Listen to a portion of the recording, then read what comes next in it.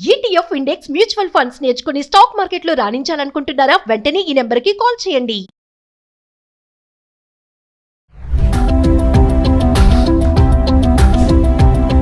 నమస్తే, welcome back to Suman TV.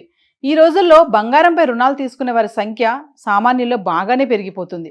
రోజు రోజుకు బంగారం ధర పెరుగుతుండటంతో దీంతో లోన్ తీసుకునే వాళ్ళ సంఖ్య కూడా పెరుగుతూనే ఉంది. మరి ఇతర లోన్లతో పాటు పోలిస్తే బంగారం పైన లోన్ తీసుకుంటే వడ్డీ రేటు తగ్గుతుందని నిపుణులు చెప్తున్నారు. దీనిపైన మరింత సమాచారం అందించడానికి అనలిస్ట్ మందల కృష్ణారెడ్డి గారు ఉన్నారు. సుమన్ టీవీ ప్రేక్షకులకు నమస్కారం. గోల్డ్ లోన్ తీసుకుంటున్నారా? అయితే ఒకసారి పూర్తి వివరాలు మీరు తెలుసుకోండి. ఇప్పుడు అనేక రకాలుగా మార్కెట్లో అనేక రకాల లోన్స్ ఉన్నప్పటికీ అతి తక్కువ వడ్డీ రేటుకు లభించేటువంటి లోన్ ఏదైతే ఉందో అది గోల్డ్ లోన్ మాత్రమే. Compare to any other loan కంపల్సరిగా ఇంతకన్నా తక్కువగా ఏ లోన్ మనకు దొరకదు. రెండోది, రోజు రోజుకి బంగారం రేటు విపరీతంగా పెరిగిపోతుంది కాబట్టి ఈ లోన్లు తీసుకునే వాళ్ళ సంఖ్య కూడా పెరుగుతోంది. ఒక రకంగా గత సంవత్సరానికి ఈ సంవత్సరానికి మనం పోల్చినట్టయితే 26% గోల్డ్ లోన్ తీసుకునే వాళ్ళ సంఖ్య పెరిగింది. ఇది పెరుగుదలను సూచిస్తోంది. బహుశా ఈ సంవత్సరం ఫలితాలు ఇంతకన్నా చాలా ఎక్కువగా ఉంటాయని అనిపిస్తోంది. ఎందుకంటే ఎక్కువగా రేటు ఉండటం వల్ల తక్కువ సమయాల్లో, రేటు తక్కువ ఉన్న సమయాల్లో కొనుక్కున్న వాళ్ళందరికీ కూడా ఎక్కువ డబ్బు ఒకేసారి వస్తుంది. లోన్ తీసుకొని మనం అవసరాలు తీర్చుకొని మళ్ళీ కట్టుకుంటూ పోవచ్చు అనే ఉద్దేశంతో కొంతమంది గోల్డ్ లోన్ కోసం వస్తున్నారు. కొంతమంది ఇప్పుడు దాన్ని బయట అమ్మేదానికన్నా లోనుగా తీసుకుంటే మళ్ళీ ఎప్పుడో ఒకసారి మనం దాన్ని కట్టేసి వెనక్కి తీసుకోవచ్చు, ఇంకా రేటు పెరుగుతుంది బాగా, అది మనకు ఒక పెద్ద అసెట్ కింద మారుతుందనే ఉద్దేశంతో కొంతమంది పనిచేస్తున్నారు. కానీ విచిత్రం ఏంటంటే గోల్డ్ లోన్ గతంలో తీసుకున్న వాళ్ళలో 30% మంది డబ్బులు తిరిగి చెల్లించకుండా ఎగవేతకు పాల్పడ్డారు. ఇది చాలా కష్టమైన విషయం. అంటే అనొచ్చు, మీరు మన దగ్గర గోల్డ్ ఉంది కదా అమ్మేయచ్చు కదని.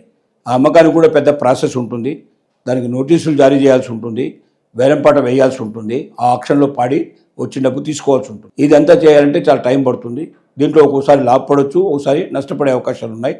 రకరకాలుగా జరుగుతుంది. దీనికే ఇప్పుడు బ్యాంకులు ఏం నిర్ణయించాయంటే ప్రతి నెల వడ్డీ వసూలు చేయాలని డిసైడ్ చేసుకున్నాయి. అంటే ఇంతకుముందు సంవత్సరానికి ఒకసారో లేదా మొత్తం టోటల్గా గోల్డ్ లోన్ అంతా తిరిగి చెల్లించినప్పుడు వడ్డీతో సహా తీసుకునేవి. అలా చేయడం వల్ల ఏమవుతుందంటే సంవత్సరం, 2 సంవత్సరాలు, 3 సంవత్సరాలు వదిలిన తర్వాత ఎప్పుడో వాడి దగ్గర డబ్బులు తీసుకుంటే ఆ డబ్బులు ఇవ్వలేని పరిస్థితిలో ఉండి చాలామంది అసలు డబ్బులు, వడ్డీ డబ్బులు కూడా మొత్తం ఎగ్గొట్టి వెళ్ళిపోతున్నారు.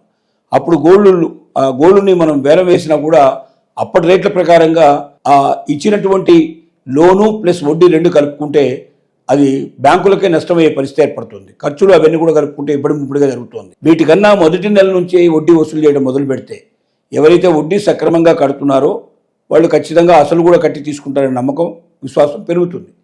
అలా కాకుండా వారు మొదట్లోనే మంత్లీ ఇచ్చేటువంటి వడ్డీనే ఎగ్గొట్టడం మొదలుపెట్టారంటే వాళ్ళని అనుమానించి వాళ్ళ దగ్గర నుంచి మొత్తం రికవర్ చేసి వాళ్ళ గోల్డ్ వాళ్ళకి ఇచ్చేసి మా లోన్ మొత్తం అమౌంట్ మాకు కట్టండి అని చెప్పి కూడా డిమాండ్ చేయడానికి అవకాశాలు ఉంటాయి. ఇది ఒక మంచి అవకాశం బ్యాంకులకి. రెండోది, రిజర్వ్ బ్యాంక్ ఆఫ్ ఇండియా చేసిన కొత్త నిర్ణయాల ప్రకారంగా ఇంతకుముందు గతంలో 2-3 సంవత్సరాల వరకు కూడా ఎంత కావాలంటే అంత లోన్ తీసుకున్న తర్వాత బంగారాన్ని విడిపించుకోకపోయినా ఇబ్బంది లేకుండా ఉండేది. దానివల్ల ఏంటంటే చాలామంది ఈ దేశం విడిచిపెట్టి వేరే దేశానికి వెళ్ళిన వాళ్ళు కానీ లేకపోతే చనిపోయిన వాళ్ళు కానీ ఇలాంటి వాళ్ళు ఎవరు కూడా దాన్ని తీసుకోవడానికి ముందుకు వచ్చేవాళ్ళు కారు. దానివల్ల కొన్నిసార్లు బ్యాంకులకు లాభాలు వచ్చాయి, కొన్నిసార్లు నష్టాలు కూడా జరిగాయి. అలా కాకుండా ఇప్పుడు ఏం చేస్తున్నారంటే సంవత్సరానికి ఒక్కసారి మొత్తం డబ్బులు కట్టేసి బ్యాంకులో ఉన్నటువంటి మొత్తం బంగారం బయటికి తీసుకొని మళ్ళీ కావాలంటే కొత్తగా డిపాజిట్ చేసి మళ్ళీ కొత్తగా లోన్ తీసుకోవచ్చు. కానీ కంటిన్యూస్గా మాత్రం సంవత్సరం తర్వాత ఎవరు బంగారం కూడా అక్కడ ఉంచడానికి వీల్లేదు. నెల వడ్డీ కట్టాల్సిన అవసరం ఉంది, సంవత్సరానికి ఒకసారి క్లియర్ చేయాల్సిన అవసరం ఉంది. తద్వారా మొండి బకాయిలు ఎక్కువగా రాకుండా చూసుకోవడానికి అవకాశాలు ఉంటాయనేది బ్యాంకు వారి నమ్మకం. ఇలాగా దీంతో పాటుగా ఇంకా కొన్ని మార్పులు చేర్పులు బ్యాంకు లోన్లలో తీసుకొస్తున్నారు. బంగారం వడ్డీ లోపల బంగారం వడ్డీని లెక్కగట్టడంలో కూడా, అంటే ఎవరైనా 2.5 లక్షల రూపాయల లోపల వాళ్ళు లోన్ తీసుకునేటట్టయితే వారు పెట్టిన బంగారంలో 85% వరకు ఇస్తారు.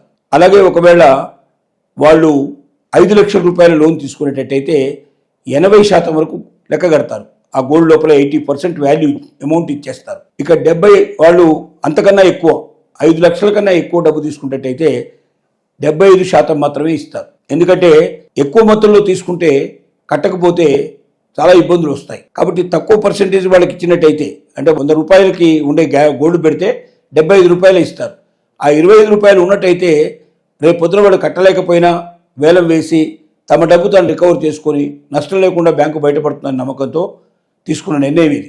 కాబట్టి ఇలాంటి అన్ని నిర్ణయాల వల్ల గోల్డ్ లోన్ తీసుకున్న వాళ్ళు మరింత ఎక్కువగా లాభదాయకంగా ఉండేటట్టుగా, వారి విద్యుక్త ధర్మాన్ని మర్చిపోకుండా ప్రతి నెలా వడ్డీ చెల్లించే పద్ధతి, సంవత్సరానికి ఒకసారి దాని మొత్తం అమౌంట్ పెంచి మళ్ళీ తీసుకొని తిరిగి అవసరమైతే మళ్ళీ రెండోసారి బ్యాంకులో పెట్టి మళ్ళీ దానికి వాళ్ళు లోన్ తీసుకునే పాసిబిలిటీ ఏర్పాటు చేయడం, వాళ్ళకు 85% వరకు 2.5 లక్షల లోపల ఇవ్వడం, 80% వరకు 5 లక్షల లోపల ఇవ్వడం, దాటిన వాళ్ళకు 75% ఇవ్వడం, ఇలాంటి అనేక రకాలైనటువంటి మరి ఏవైతే నిబంధనలు విధించారో బ్యాంకుల వాళ్ళు గోల్డ్ లోన్లో అక్రమాలు అనుచితాలు జరగకుండా ఉండాలనే ఉద్దేశంతో చేస్తున్న పని ఇది. ఎందుకంటే గోల్డ్ ఒక్కోసారి ఎప్పుడు ఎంత పెరుగుతుందో ఎంత తగ్గుతుందో ఎవరు చెప్పలేరు. ఇప్పుడైతే బాగా పెరుగుతోంది, కానీ ఇది ఎన్నాళ్ళు ఉంటుంది? ఒకవేళ తగ్గితే రేపు పొద్దున పరిస్థితి ఏమిటి? ఒకవేళ అనూహ్యంగా తగ్గింది, అప్పుడు వీళ్ళకి ఇంత వడ్డీ ఇచ్చిన తర్వాత అది బాగా తగ్గితే ఆ వడ్డీకి వచ్చిన డబ్బులు మొత్తం మనుషులకు ఉండేటువంటి ఆలోచన ఏంటంటే తమ కట్టాల్సిందనికన్నా తమ గోల్డ్ డబ్బులు ఎక్కువ వస్తాయి దాంట్లో అనే ఆశ ఉంటే డబ్బు కట్టి తీసుకుంటారు. లేకపోతే తమ కట్టిన డబ్బు కన్నా తక్కువ వస్తుంది అనుకున్నప్పుడు కట్టడానికి సిద్ధపడరు, అలా ఎగవసే ప్రయత్నం చేస్తారు. కాబట్టి చాలా జాగ్రత్తగా మూవ్ చేసుకొని బ్యాంకులకు నష్టం రాకుండా, వినియోగదారులకు కూడా నష్టం లేకుండా ఉభయకుషి లోపల ఉండేటట్టుగా ప్రయత్నాలు జరుగుతున్నాయి.